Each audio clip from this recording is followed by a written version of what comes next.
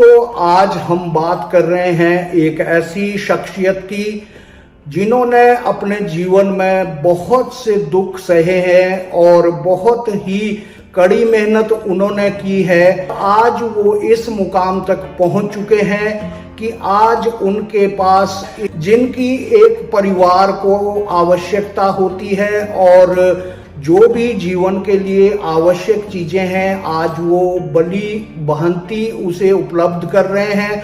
लेकिन उनकी जो कहानी है बहुत ही दर्दनाक कहानी है। यदि आप भी सुनेंगे तो आपके रोंगटे खड़े हो जाएंगे और आप यह सोचने के लिए मजबूर हो जाएंगे कि यदि जीवन में किसी ने संघर्ष किया है तो वो हैं हमारे जगदीश कुमार जी। और जीवन में लोगों को कितनी मेहनत करनी चाहिए और किस तरह आप जीवन में आगे बढ़ सकते हैं यह भी बताएंगे हम आपको इस वीडियो में। और सीधा बातचीत करेंगे आज जगदीश जी से। सुनते हैं आज की कहानी जगदीश जी की जुबानी। जगदीश जी नमस्कार, हमारे YouTube चैनल पहाड़ी लोक संस्कृति में आपका बहुत बहुत स्वागत। तो जगदीश जी, अब मैं आपसे जानने का प्रयास करूंगा कि आपकी जो पारिवारिक पृष्ठभूमि है, आप कहाँ पैदा हुए हैं और आपका जो पारिवारिक जीवन है वो किस तरह रहा है, आप हमें भी बताने की कोशिश करें और हमारे दर्शकों को भी बताएं। मेसी धन्यवाद आपके YouTube चैनल पहाड़ी लोक संस्कृति में मुझे बुलाने के लिए। मैं मूलतः बिलासपुर से जगदीश कुमार, नमोल के पास एक छोटा सा गांव है, गांव समाड़ी, वहीं का स्थायी निवासी हूँ। हमारी पृष्ठभूमि जो है मूलतः जो खेतीबाड़ी का ही हमारा धंधा है। मेरे पिताजी बचपन से BWD में बेलदार थे और माताजी गृहिणी थी। इसी के दौरान हम बचपन से स्कूलिंग हुई, हमारी स्कूल की पढ़ाई व्यवस्थित जिस तरह से चल रहा था उसके दौरान मैं स्पोर्ट्स में भी अच्छी रुचि रखता था। स्पोर्ट्स के दौरान मैं जैसे ही किसी मित्र से मेरा परिचय हुआ और उन्होंने मुझे सोलन बुलाया। सोलन से ही मेरा जीवन का संघर्ष जो है स्टार्ट हुआ। यहीं आके सबसे पहले मैंने मजदूरी का काम स्टार्ट किया FCI गोदाम में। वहाँ से उसके बाद मैंने 350 रुपये पर मंथ की अपने एक कैंटीन में काम किया। उसके बाद कोका कोला कंपनी में काम किया, कुल्लू शिमला गुड्स ट्रांसपोर्ट में काम किया। धीरे धीरे जैसे भी है हम काम करते रहे और मात्र लगभग 100-150 रुपये जो भी मिलता था उस टाइम दिहाड़ी, उस तरह से हम काम करते रहे। तो जगदीश जी, अब आप हमें ये बताएं कि आपको जो सोलन लाए थे, आप किसके माध्यम से यहाँ सोलन आए थे? हम अंडर 16 कबड्डी खेलने के लिए, मेरे मित्र हैं धर्मपाल जी, उनके साथ नेशनल खेला हमने कबड्डी में।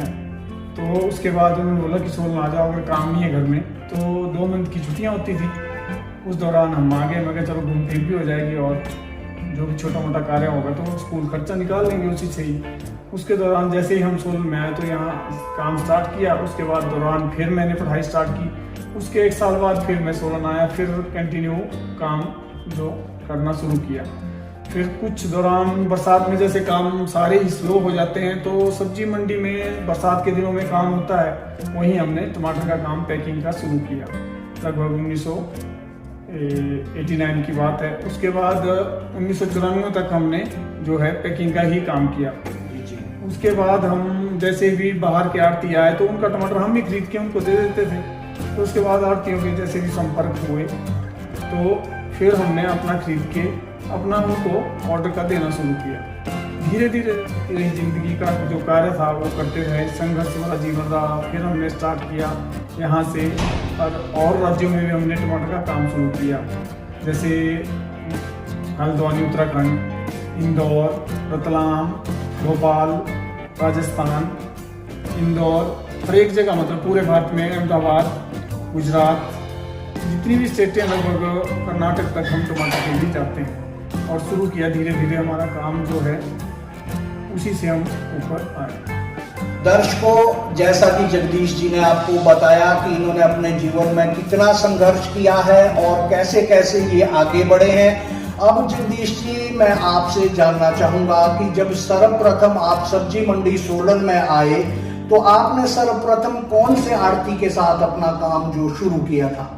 सबसे पहले मैंने यहाँ से मैं लेबर का काम करता था, उसके बाद मैं अपने गांव नमोल गया, तो वहाँ टमाटर का रेट उस दौरान मेरे ख्याल से 2 या 3 रुपए किलो था वहाँ पे, मात्र मेरे ख्याल 1 रुपए 25 पैसे के आसपास था जी। उस टाइम अगर 25 पैसे आप ऊपर देते थे तो 25 पैसे की बहुत बड़ी अहमियत होती थी जी। अगर 1 रुपए दूसरी पार्टी खोलती थी और 1 रुपए 25 पैसे खोलते थे तो पूरे इलाके का माल 25 पैसे के लिए हमारे पास आ जाता था। जी जी जी। तो हमने वही नमोल में कांटा डाला, वहां पे 25 पैसे, अगर 1 रुपए किसी दूसरे ने खोला तो 1 रुपए 25 पैसे हमने खोल दिया, तो पूरे इलाके का माल हमारे पास आता था। तो स्टार्टिंग में हमने नमोल से खरीद के सोलन ही SFC 20 नंबर और KVM की दुकान में बेचना शुरू किया।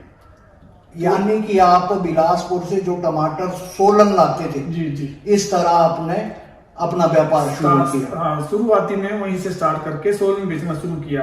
अगले साल जैसे भी हमारे बहादुरगढ़ से MK नाम से एक व्यापारी आते थे और रोहतक से BK जी है, इन्होंने हमारे को क्रेटे प्रोवाइड करवाई और ड्राइवरों से भी जान पहचान थी क्योंकि गाड़ी वाले से ज्यादा संपर्क था हमारा। तो ड्राइवर अपनी गारंटी पे हमें 120 क्रेटे लेके, और छोटी गाड़ियां चलती थी उस टाइम, टाटा गाड़ियां, जितना आज मैं अकेला टमाटर भरता हूँ शायद उतना पहले पूरा सोलन में टमाटर आता था। अच्छा। सोलन सब्जी मंडी में जितना मैं आज की डेट में सोलन से अकेला भरता हूँ, इतना ही टमाटर सोलन सब्जी मंडी में पुरानी कचहरी के पास सिर्फ इतना टमाटर, इससे भी कम आता था लगभग। तो जैसे ही हमने फिर उनको देना शुरू किया, फिर आगे आगे जैसे भी क्वालिटी हमारी अच्छी जाती थी, क्वालिटी से पहचान होगी, तो आगे से आगे लिंक खुलते गए। तो फिर आगे हमारा कारोबार भी बढ़ता गया और हम ईमानदारी से, पूरी मेहनत से, पूरी लगन से दिन रात काम किया हमने। 22-22 घंटे गुजरात वगैरह में हम पूरे लेबर के साथ खड़े रहे। अगर हम काम करेंगे तो लेबर काम करेगी, अगर हम सो गए तो लेबर वाले भी नहीं सोते। तो सब्जी के काम में एक सेकंड की वैल्यू है।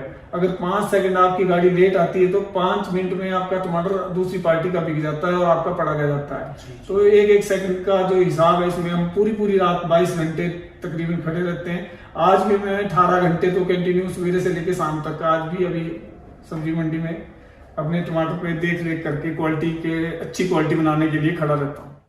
तो दर्शकों, जैसा आपने सुना और देखा कि किस प्रकार श्री जगदीश जी ने अपना संघर्ष जारी रखा और उस समय से लेकर आज तक जगदीश जी मेहनत ही कर रहे हैं, अभी भी इन्होंने मेहनत नहीं छोड़ी है।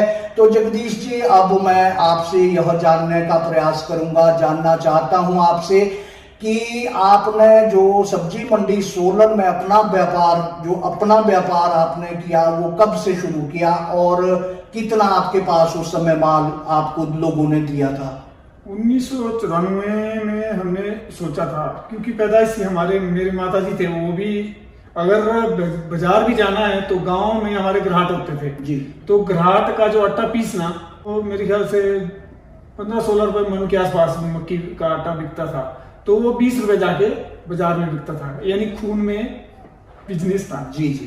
तो वो साथ में उसमें अपना किराया निकालते थे, अगर बाजार जाना हो तो उस आटे में अपना किराया निकालना उन्होंने, मतलब इस तरह का जो जीवन था, संघर्ष। तो जैसे ही सोलन हमने शुरू किया 1994 के बाद 1998 में हमने KVM से SKT सुरेश कुमार से हमने शुरुआती की। उसके बाद पहले साल तो नुकसान होता ही है, एक्सपीरियंस भी था, अनुभव नहीं था, सब कुछ था, बहुत से अभाव थे, फोनों की कमी थी उस टाइम जी जी। 2 दिन बाद बिक्री आती थी। तो फिर स्टार्ट किया तो स्टार्टिंग में नुकसान भी बहुत झेले हैं जी।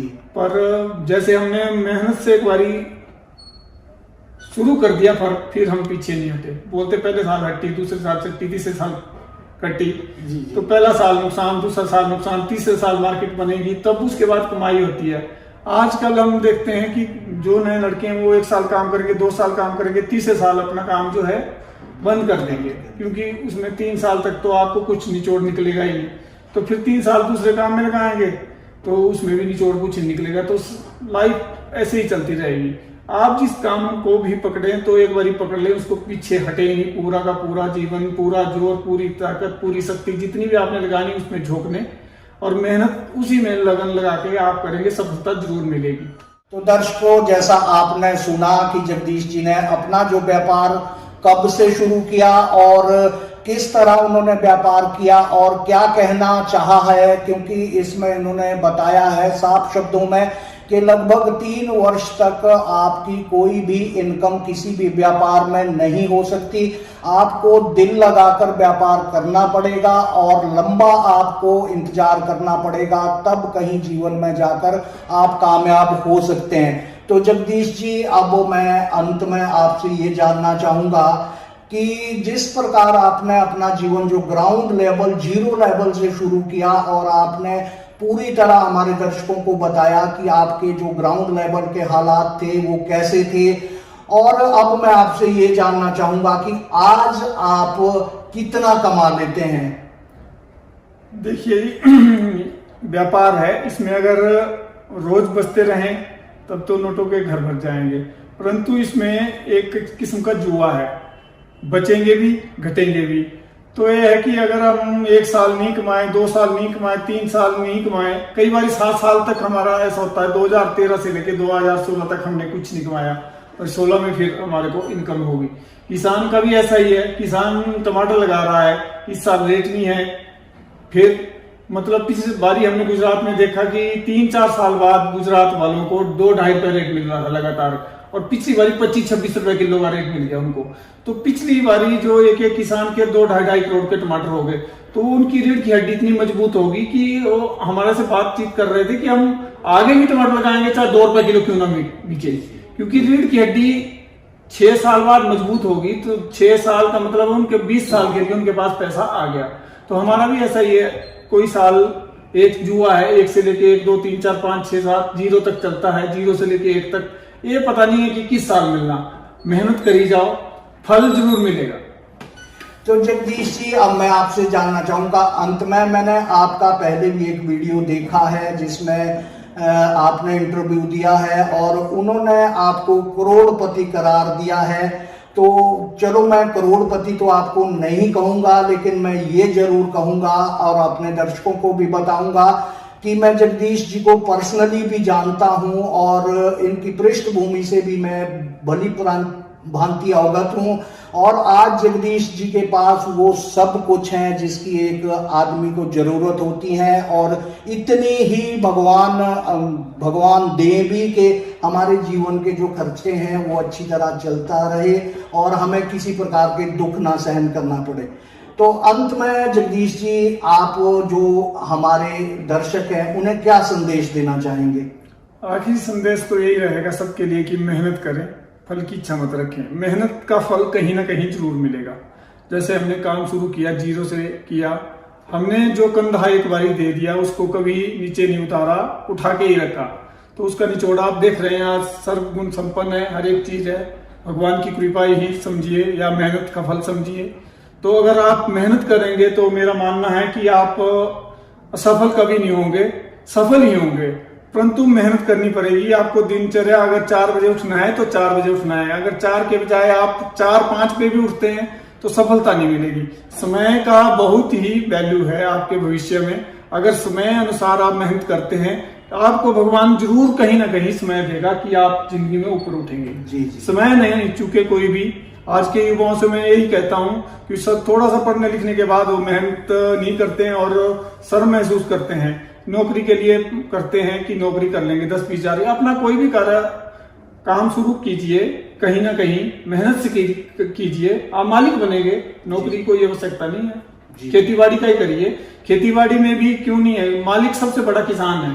किसान सबको रोटी दे रहा है। सबसे पहले जो जमीन से उठा के खेत तक पहुंचा रहा है वहां, उसके बाद गाड़ी वाले को रोजगार दे रहा है, गाड़ी वाला सब्जी मंडी में उतार रहा है, सब्जी मंडी वाला मजदूर जो है वहीं से मजदूरी मिल रही है, उसके बाद आड़ती बैठे हुए, उसके बाद हम बैठे हुए, उसके बाद जो है यहाँ से गाड़ियां चलती है, सबको रोजगार किसान से, यानी सबसे बड़ा मालिक जो है किसान है। जी जी जी जी। तो किसानी भी करिए, इसमें भी कोई नहीं है। अगर आप बोलते हैं किसान होते हुए लोग बोलते हैं कि मैं बेरोजगार हूँ, तो ऐसा मत समझे। किसान ही सबसे बड़ी पावर है। तो जगदीश जी, धन्यवाद आपका हमारे चैनल से बात करने के लिए और हमारे दर्शकों तक इतने सुंदर संदेश देने के लिए आपका पुनः धन्यवाद। नमस्कार। धन्यवाद रमेश जी।